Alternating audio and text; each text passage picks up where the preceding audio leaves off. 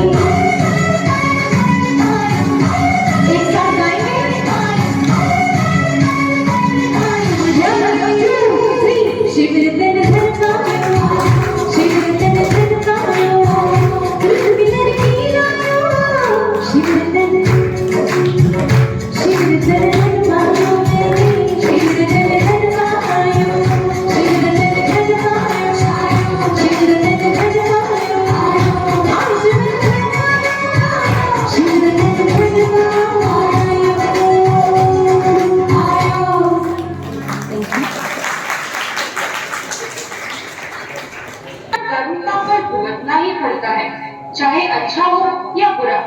आइए देखते हैं सेठ करमचंद की कहानी।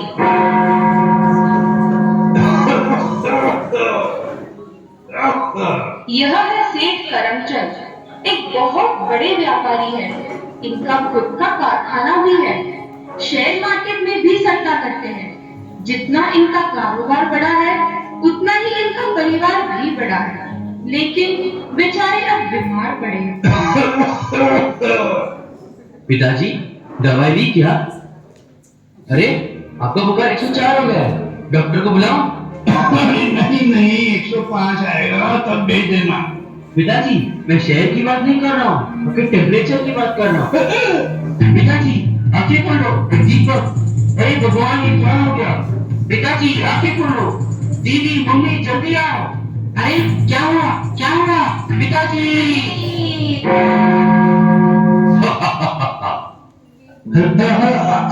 आप तो कौन हो? और मुझे कहाँ ले जा रहे हो? अरे मुझे नहीं जानते, मौत के बाद कौन कहाँ जाएगा, स्वर्ग या नर्क, इसका फैसला मैं ही तो करता हूँ। अरे मगर मुझे नरक की तरफ क्यों ले जा रहे हो? मैंने तो कितना दान पुण्य किया है। अच्छा, लेकिन आपका कोई भी पुण्य कर्म चित्रगुप्त के झोपड़ी में क्यों नहीं है? ऐसे कैसे हो सकता है? मैंने तो 10 साल से गांव वालों को इतना स्वादिष्ट भोजन खिलाया है, गांव वालों ने जिंदगी में इतना बढ़िया भोजन कभी भी देखा भी नहीं होगा। लेकिन आपने किस खुशी में भोजन कराया? उससे क्या लेना देना? इतने लोगों को भोजन कराया, ये तो पुण्य का काम हुआ ना। फिर भी यह बताओ, किस खुशी में खिलाया? महाराज, शेख करमचंद जी ने 10 साल में 6 शादियां की है और उसी सिलसिले में इन्होंने गांव वालों को भोजन कराया है। क्या 6 शादियां? क्या करे, इन्हें बेटा ही चाहिए था ना, बेटी हुई तो पत्नी को ही बदल डाला। अरे वाह कामदेव जी, आपको प्रणाम। अब समझे नर्क की तरफ क्यों ले जा रहे हैं? अरे रुकिए रुकिए, जरा सुनिए। मेरा एक बड़ा कारखाना भी है, उसमें 100 कारीगर काम करते हैं, जिससे उनका परिवार चलता है।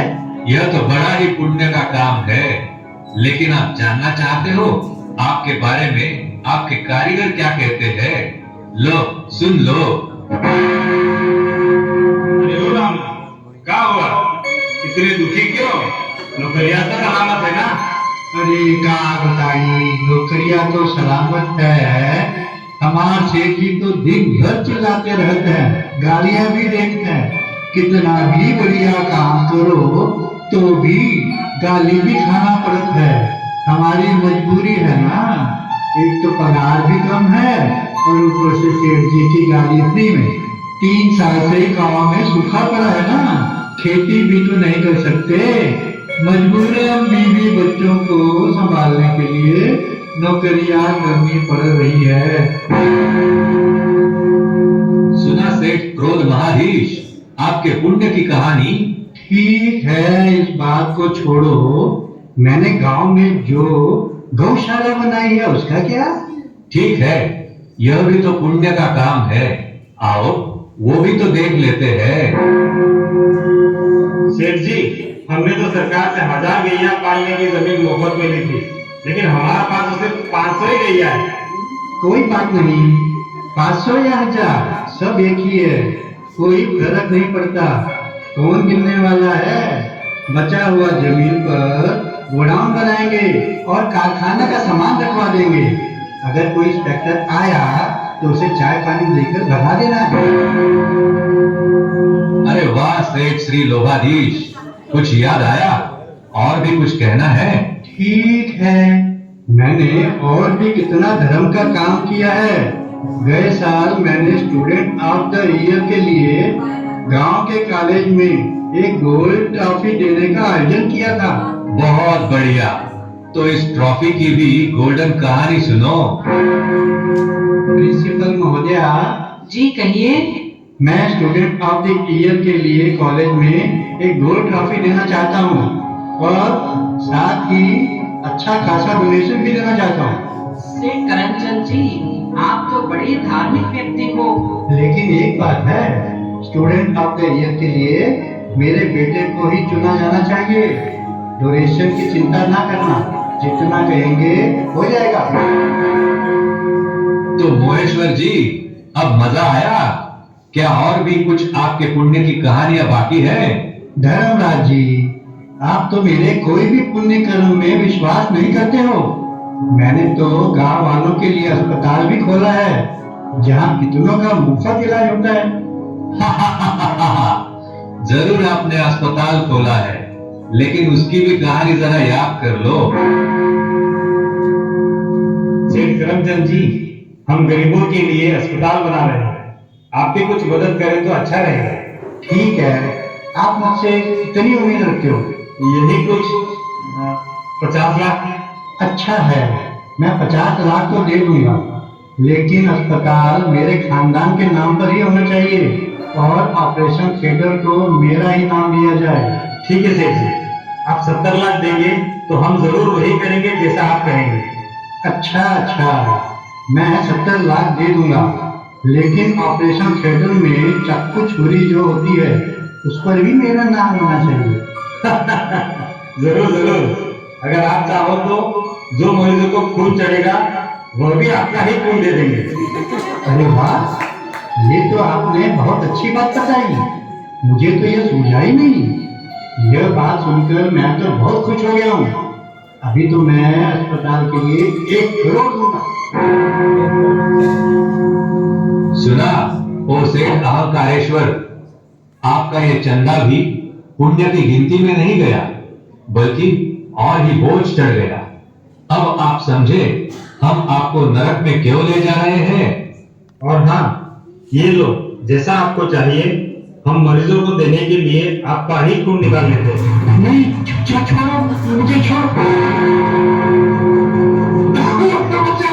बचाओ, मुझे बचाओ।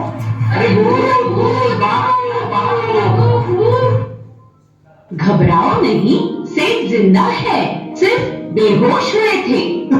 लेकिन मेरी धर्मराज से भी मुलाकात हुई, वो तो मुझे 5 बेकारों के बारे में भी समझा रहे थे और मुझे नरक में भी ले जा रहे थे, भाला से भी घायल कर रहे थे। नहीं, यह तो आपका वहम था।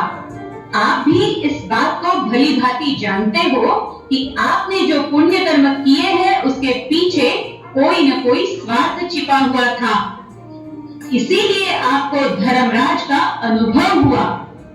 तो आप सबको भी याद रहे, शुद्ध, निस्वार्थ और निमित्त भाव से किया हुआ साधारण कर्म भी श्रेष्ठ कर्म में गिना जाता है। जब भी हम कोई श्रेष्ठ पुण्य कर्म करते हैं तो उसके पीछे कोई स्वार्थ छिपा हुआ न हो। निस्वार्थ और निमित्त भाव से जब श्रेष्ठ कर्म किया जाता है तब उसका परिणाम स्वयं को भी और सर्व को भी सुख और खुशी की प्राप्ति होती है। कर्म करो ऐसे भाई, तुम पड़े न फिर पछताना, पड़े न फिर पछताना। कर्म करो ऐसे भाई।